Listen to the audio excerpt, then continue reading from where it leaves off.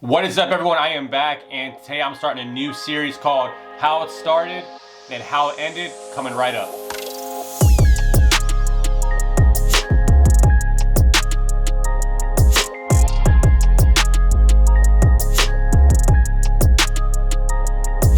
And what is up, everyone? Welcome to the Gridiron Fantasy Football Podcast for Tuesday, April 13th, 2021.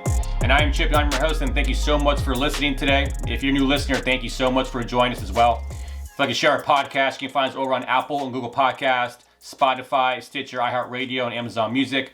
If you'd like to watch us, you can watch us over on YouTube at Gridiron Fantasy Football. So please do me a favor, support the show, hit subscribe so you don't miss any more episodes. And before we get into the episode, I just want to wish my mom a happy 100th birthday. She's getting up there in age, man. She's getting super old. But the good thing about it, she still looks about 58. So I just wanted to give a shout out to her before I get into today's episode. But today's episode, I wanted to start a new series. I know that we're starting to get into the draft season. You know, the NFL draft is happening at the end of the month. And so I wanted to go over some of the things that will help you when selecting certain players at certain draft positions. And today I'm going to go over, today's the new series called How It Started, How It Ended. And I'm starting with the QB position because I feel like the QB position is one that we're able to, based on your roster structure, how your league is, how many league mates you have. I feel like this is one of the easier episodes to do because most people play in a one quarterback league, and I'm going to show you exactly the benefits of holding back on a quarterback and not trying to reach for a quarterback in your draft. So today we're going to start with that, but before I get into that, I want to go into some of the news. Now, some of this news is current, and some of it is kind of me giving my own take on some of the news that took place last week. But the news that happened on Monday is that Julian Edelman announced his retirement from the NFL. New England Patriots terminated his contract. He's no longer with the team. Now, this does not mean that he's going to go to the Bucs and play Tom Brady. He did a formal video saying he's retiring. He dealt with some injuries, unable to recover. I mean, the guy's only 34 years old. You have to think about the quality of life. As a football player, as any type of professional athlete, you have to think about your quality of life after you're done playing football. And he's 34. He has so many years ahead of him, so good for him. Now there's going to be that question mark. Does he deserve to be in the Hall of Fame? Let those talks happen, but as of right now, let's just kind of celebrate Julian Edelman and his career with the Patriots and go from there. So just a great career for Julian Edelman. And then the Tampa Bay Bucs signed running back Giovanni Bernard. He got released from the Bengals not too long ago, and he signed a one-year contract with the Bucs. As a Bucs fan, I'm not sure how I feel about this in a sense of like that running back room is now getting crowded. Now we have Leonard Fournette coming back. We have Ronald Jones, obviously. A lot of people are hyped up over Keyshawn Vaughn. Now the thing is that he's no longer, I don't feel like that's going to happen. Even after they signed Leonard Fournette, you know, Keyshawn Vaughn was just not a person that was going to get enough carries. Now is determining how he's going to try to justify himself getting on the roster with Giovanni Bernard. So who knows? Who knows what the Bucs do in the draft? Maybe with them, you know, picking up Giovanni Bernard, he plays that pass catching back. He's going to be that LaShawn McCoy type of situational running back. But the Bucs could still draft best player available, which could be a running back. So it's still to be determined on how this kind of unfolds, but not good for, you know, Keyshawn Vaughn. So we'll see. But with that being the case, also James Conner, he underwent some surgery for some turf toe. You know, he was supposed to meet with the Cardinals on Monday, so I think that's his first free agent visit all offseason. But now it makes sense if he's dealing with some type of surgical procedure. You know, that's the type of thing that you wonder why certain players are not getting drafted, and the news comes out that obviously it has something to do with an injury or surgery. So, but he should visit the Cardinals. He should have visited the Cardinals on Monday, and to be determined how that visit will go. And then, you know, obviously the big news last week was that Sam Darnold was traded from the Jets to the Carolina Panthers, and I actually like this move. I actually like this move for the Panthers because I think that Sam Darnold, in my own opinion, has some good intangibles that can make him a pretty good quarterback. Now, I know that we've seen this before. We've seen where Adam Gase has ruined a lot of people's careers, and we've seen it with Ryan Tannehill. We've seen it with Kenyon Drake. is that once someone breaks away from the curse of Adam Gase, we see that they end up, doing well. And I do like him being teamed up with Matt Rule. I think that college atmosphere, that college system that they could be running that will maybe, be beneficial for Sam Darnold makes me wonder how he could be one of those dark horse, sleeper candidates next year or this season because of that. I mean, you got Christian McCaffrey, you got Robbie Anderson, who you had in New York, and you have DJ Moore. There's some good pieces. When you have the best fantasy running back in your backfield, I feel like that's going to benefit him a lot. Now, I know he did have talent in New York. He did have Le'Veon Bell. He had Robbie Anderson. He did have Jameson Crowder. So he had pieces around him in New York. I just felt like the scheme was not suited for his strength. So I feel like going to a system like the Panthers I feel like he'll do well in that system. And also you have to think about how this affects, the Panthers were not going to be able to go up high enough in the draft to pick either Trevor Lawrence or Justin Fields or Zach Taylor, or any of those top guys in the draft this year. And there's a lot of, draft experts saying that the quarterback class for next season, for next year's draft, is not very good. So why not take your chance, pick up the fifth-year option on Sam Darnold, see what he can do in the first 2 years, and hopefully with, in the 2023 NFL draft, there'll be a quarterback that's going to be worthy of taking if the Panthers do so. But I just think that this is a good move for the Panthers as a whole. Sam Darnold gets a fresh start. I just think, potentially this could be I'm not saying that he's going to be a Ryan Tannehill type of quarterback, but I do see something like that happening. I can see him doing a lot better under a new, regime, on a new team, fresh start. I think that this is a good move. And I think, obviously the Jets get the draft picks, and I think like this is going to, be something that will hopefully turn around Sam Darnold's career. And then the last thing on the news list is this happened a couple weeks ago, but the NFL expanded their game to 17 games. They should be taking away one preseason game. I know there's a lot of talk in the fantasy world about how that affects your fantasy league, because a lot of us play in 16-week leagues where our championship week is week 16. Now, how does that change when it comes to adding week? Will we now progress it to week 17? There's a lot of options out there, right? I know in my league, the commissioner has talked about why won't we just go ahead and keep everything exactly the same? Just have week 16 be our championship game, because we don't know exactly if players get to the point where they're getting tired of playing, or they're going to have rest weeks, or how is the team going to manage these players now when there's an extra week into the season.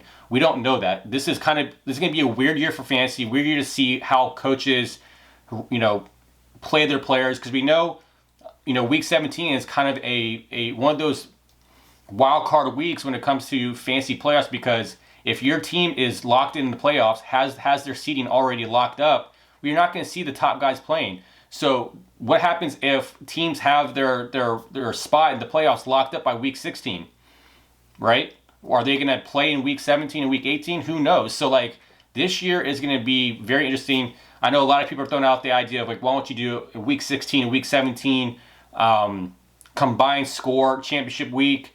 Do we just make our championship week 17, or do we just keep it as it is and keep it week 16? So that's something that your league's going to have to determine and vote on. But it's going to be very interesting to kind of see how that plays out. But that's some of the main news going into today's podcast. And so now I want to go over the top 12 quarterbacks from 2020, because when it comes to drafting, I think a lot of people don't realize that a lot of people overdraft when it comes to quarterbacks. A lot of people want to have the Patrick Mahomes or Lamar Jacksons on their team. And I think based on the stats that we got from last year, obviously, there's a lot of fancy guys out there that tell you don't draft a quarterback too early in your drafts, because you're leaving too much on the table when it comes to players that you could draft that can be beneficial, that could be a core component to your draft and to your roster. All right, let's go ahead and move on to the top quarterbacks from 2020. Let's first start off with the average draft position. I'm gonna list all the guys that were drafted 1 through 12 and compare that to how they finished in 2020. So starting off, the average draft position, these are the guys who were drafted, from 1 to 12. You had Patrick Mahomes, 1, Lamar Jackson, Dak Prescott at 3, Russell Wilson at 4, Kyler Murray at 5, Deshaun Watson at 6, Drew Brees at 7, Matt Ryan at 8, Tom Brady at 9, Aaron Rodgers at 10, Josh Allen at 11, and Matthew Stafford round up as the 12th quarterback off the board. last year's drafts. Now let's go ahead and compare that to how those quarterbacks finished based on their stats from last season. Now all the fantasy scoring is PPR format, so that's kind of generally how I use this. So with that being the case, we have Josh Allen. He was the number 1 fantasy quarterback last year. We had Aaron Rodgers finish at 2, Kyler Murray was 3, Patrick Mahomes was 4, Deshaun Watson was 5, Russell Wilson was 6, Ryan Tannehill was 7, Tom Brady was 8, Justin Herbert was 9, Lamar Jackson was 10, Kirk Cousins was 11, and Matt Ryan rounds out the top 12 at number 12. So based on what you just heard on where they were drafted compared to where they finished, a lot of names that finished on top of the draft board or that were on the top of the draft board that didn't finish as the top quarterback. So we see that every year. There's always going to be parity in the league. There's always going to be that one guy who blows up. We had Lamar Jackson blow up in 2019. We had Patrick Mahomes blow up in 2018. We had Lamar Jackson blow up in 2019. We had Josh Allen blow up last year. So we're always going to get someone we never expected to blow up. So with that being the case, now let's go compare that to how many times they finished as a QB1. So this is not overall QB each week. This is how they finish if they finish in the top 12. So Josh Allen, he finished 9 times as a QB1. Aaron Rodgers, he had the most. He finished as a QB1 12 times.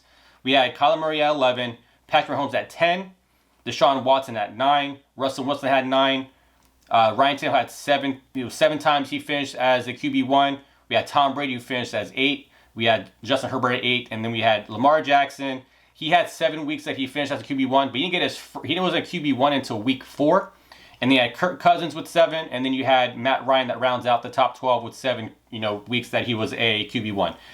So you look at that, you see that Josh Allen, obviously he was the number 1 quarterback for fantasy last year. He only had 9 weeks where he finished as a QB1. But those weeks, he had massive weeks, right? He is a dual threat quarterback. He can throw the ball. He can rush. He gets rushing touchdowns and passing touchdowns. Dude was a monster last year.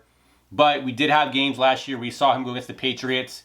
He was lackluster than that. He only had I think one game he had 16 fantasy points.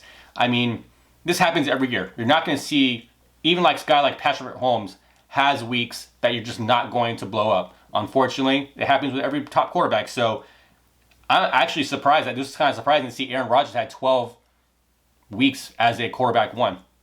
I know he had a great season last year. He was the MVP, but it's interesting now he had finished just behind, Josh Allen. Josh Allen had 396 points, and then Aaron Rodgers had 383. So not too far off. But if you look at that, I mean, if you look at what the draft board, obviously Josh Allen was the guy that you could have drafted. I mean, Josh Allen was drafted as the 11th quarterback overall, right? And he went somewhere later on in the draft. He's probably one of the last picks or close to it.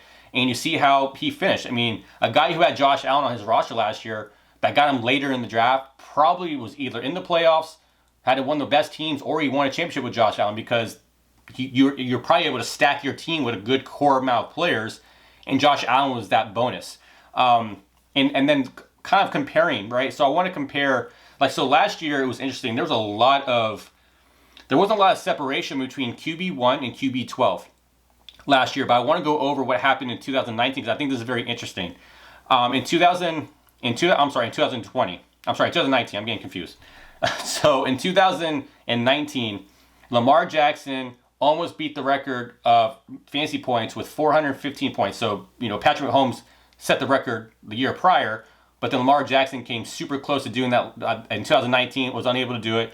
But he ended the season with 415 fantasy points. Now, we had Dak Prescott. He finished second that year with 337. And Russell Wilson had 328. Deshaun Watson had 319. And then you had Jameis Winston who had 305.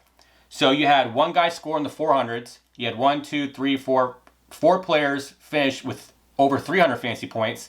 And then you have 8 players finish with 260 points or higher. So you had from QB6 to QB12, you had 288 points with Josh Allen. He was the 6th overall quarterback. He had 288 points. And you had Tom Brady, who finished as the 12th quarterback overall with 263 points. So that is pretty, that's pretty close, right? That's a coin flip, right? So, unless you had Lamar Jackson or Dak Prescott or any of these guys, in the top 5, you're probably able to separate yourself a little bit. But when you had one of these quarterbacks from 6 to 12, there wasn't a lot of separation between the two. Now you go back to last season. Last season, we had no quarterback score over 400 points. We had Josh Allen close. He had 396. But you had all players score, other than Matt Ryan, 1 through 11, all scored 300 points or more. Okay? So you had Kirk Cousins, he had 306, and you had Josh Allen with 396. So obviously, there's obviously a separation between Josh Allen and Kirk Cousins, obviously, but I'm not disputing that. But you had 11 out of 12 quarterbacks score over 300 points this year. There was so much more consistency with quarterbacks this year, and you had Matt Ryan with 280, right? So 280 points in 2019 would have been QB8 was Kyler Murray. He had 285 points, and you had Aaron Rodgers, who had 278 points as QB9. So, this is what I'm saying is, there's so much more consistency with quarterback. There wasn't a huge separation between QB1. Obviously for QB1 and QB11, but, why would you take someone like Patrick Mahomes or Lamar Jackson? Now, this is all in hindsight, but this is what we do. This is what we talk about because we want to talk about why grabbing a quarterback so early in the drafts does not make sense, especially for the 1-quarterback league. Now, I play in a 2-quarterback league. My main league is an auction league. It's a 2-quarterback league, so having a stronger quarterback one is pretty... You need that in that league unless you can find somebody like a Josh Allen for cheap. But, overall, I do think that if you look at what players you're leaving on the board for a quarterback like Patrick Mahomes or Lamar Jackson, you tell me, I'm going to give you a list of players, and you tell me if you think you would take these players over Patrick Mahomes, right? So Patrick Mahomes was the first QB off the board. He was drafted before Aaron Jones, Tyreek Hill, DeAndre Hopkins, and Travis Kelce. Now, what players would you have taken? Would you have taken those players over Patrick Mahomes? If you're drafting today, I definitely would have taken those players over Patrick Mahomes because most of these players that are getting drafted are in 1-quarterback leagues. So I definitely would love to have the stability and the depth of having an Aaron Jones, a Tyreek Hill, having DeAndre Hopkins and Travis Kelce. I play in a 2-quarterback league, like I mentioned, and last year my quarterbacks were Big Ben and Joe Burrow. And and Sam Darnold was my backup quarterback. We play in a 2-quarterback league. I always get one or two quarterbacks for my bench. And with that being the case, I decided to, stack my roster. So my main roster was Alvin Kamara, Dalvin Cook, Miles Sanders, and then I ended up picking when Raquel Armstead, the running back for the Jags, went on the COVID list. I picked up James Robinson. So those are my 4 running backs, and then I had Tyreek Hill and AJ Brown as my 2 main, my wide receiver 1 and wide receiver 2. Then during the season, we always pick up players, and during the season I picked up Chase Claypool, and then I had CeeDee Lamb. So this is how you build a team. This is how you build a team that's going to be able to do something in the playoffs and be a strong team throughout the whole entire season. So now you go to Lamar Jackson. So Lamar Jackson was the 2nd quarterback taken overall. Now, there are some players I definitely would have taken Lamar Jackson over, right? Or I'm sorry, I would take Lamar Jackson over these players. I would definitely take him over James Conner. Rather have Lamar Jackson, but I would not have taken him over Chris Godwin, Chris Carson, George Kittle. Definitely would not. I would have taken him over Kenny Galladay. I'm not a big fan of Kenny Galladay. I think that he has not done enough for me to warrant where his draft stock is. He only has played 1 year so far with 16 games, and that year he was a Pro Bowler. Give him that credit. He had 65 receptions, had 11 touchdowns. He had over 100-something targets. But I don't see how Kenny Galladay this year warrants a high draft stock in fantasy because he has to deal with targets are going to be going to Evan Ingram. You got Sterling Shepard still. You got Darius Slayton. You got Saquon Barkley. So I think the Giants' offense as a whole is going to be better. So I think that obviously is Daniel Jones is a guy that I would look into. But Kenny Galladay, I definitely would have taken Lamar Jackson over Kenny Galladay. David Johnson for sure. Mike Evans, that's iffy. Jonathan Taylor, definitely would have taken Lamar Jackson over Jonathan Taylor because, he didn't really blow up until the end of the season. Definitely over Todd Gurley. So these are some of the players that, you're looking at. You have to. Do I take Lamar Jackson and get one of the better quarterbacks? or do I take one of these guys that we know are good commodities when it comes to fantasy? Like Lamar Jackson, I get it. Lamar Jackson had a great season, and people are always going to go after those quarterbacks that do well the year before. And this year, there's going to be people who take Josh Allen pretty high, and you'll see Patrick Mahomes kind of fall or Lamar Jackson fall. It happens. But this is why we do these podcasts. This is why I do these YouTube videos, because I want to tell you guys, like, you can wait to get a quarterback later on. I mean, you definitely, if you had Dak Prescott hurt, so that doesn't really count. I'm not going to count him in there. But if you look at what you got out of Aaron Rodgers, because Aaron Rodgers had a bad season the year before, right? So Aaron Rodgers is definitely there later on in people's drafts last year. You had, obviously Kyler Murray, Deshaun Watson, Russell Wilson.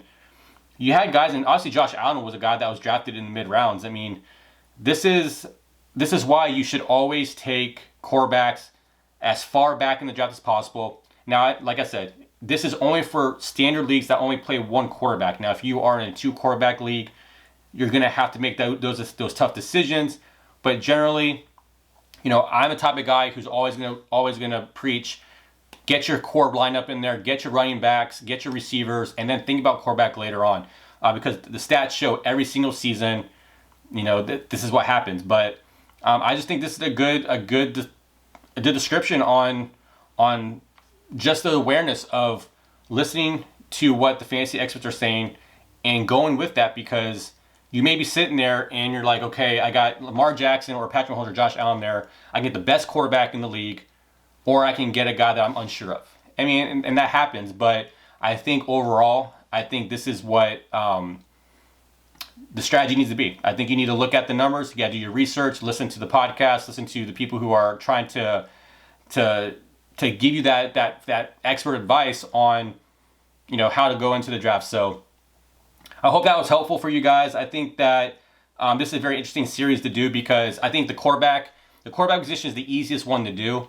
And now when we get into the running back and the wide receiver and the tight end, the tight end position will probably be a little bit easier as well, because you got three main guys that are really good. But next week I'm going to be doing the running backs, and that's going to be a little harder because obviously, we can't predict injury, we can't predict certain things. So we know that guys that got drafted high are going to be obviously didn't finish this season. So I know that's going to be a little on the interesting side of that. But I hope this was a very insightful podcast and YouTube video. Like I said, I enjoy. And let me know what you think in comments. So please do what you can.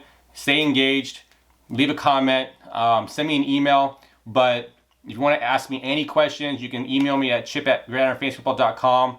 I'll leave an email down in the description as well, though. But and also, if there's anything else you want me to cover, as I'm finishing this series, I'm gonna finish this series. And I'll do my reaction to the NFL draft when the draft happens, and I'll go into some of my early rankings and my other series that I do during the offseason. But if there's anything you want me to cover, just leave a comment as well. But that's it for today. Thank you so much for listening. Like I said, on the next episode, I'll be talking about how it started, how it ended with the running back position. So hit subscribe so you don't miss that episode. And also, if you want to follow us on social media, you can find us on Facebook and Twitter at The Gridiron Pod, and on Instagram at Gridiron Fantasy Football. So that's it for today. Thank you so much for listening and watching, and we'll see you in the next episode. Take care.